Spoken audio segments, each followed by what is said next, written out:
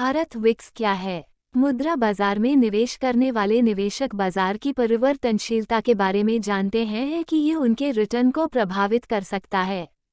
अपने निवेश पर बाजार की परिवर्तनशीलता की सीमा को समझने के लिए निवेशकों को अपने निर्णयों को आधार बनाने के लिए परिवर्तनशीलता को निर्धारित करने की आवश्यकता होती है। लेकिन आप बाजार में उतार चढ़ाव को कैसे मापते हैं? एक परिवर्तनशीलता इंडेक्स यहाँ चित्र में आता है।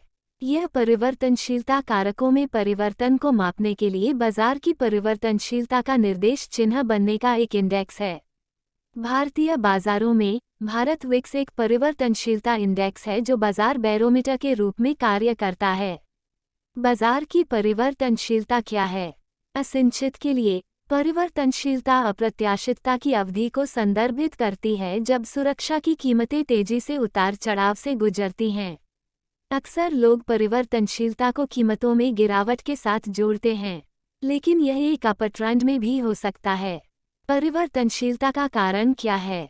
कई कारक बाजार की गति में योगदान कर सकते हैं, जैसा कि नीचे बताया गया है। राजनीतिक और आर्थिक कारक, उद्योग और क्षेत्र का प्रदर्शन, कंपनी का प्रदर्शन। लंबे समय में परिवर्तनशीलता सामान्य है क्योंकि स्टॉक की कीमतें बाहरी और आंतरिक कारकों के आधार पर अपट्रेंड और डाउनट्रेंड की अवधि से गुजरती हैं। ये चरण अस्थिर लेकिन अनिवार्य हैं। भारत विक्स इंडेक्स का अर्थ। भारत विक्स का तात्पर्य इंडिया वोलेटिलिटी इंडेक्स से है।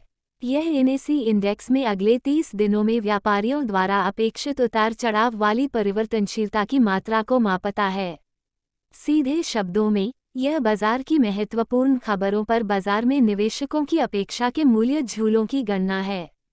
जब इंडेक्स का मूल्य कम होता है, तो यह बाजार में भय कारक की अनुपस्थिति को दर्शाता है, जिसका अर्थ है कि निवेशक निवेश करने के लिए अधिक आश्वस्त हैं।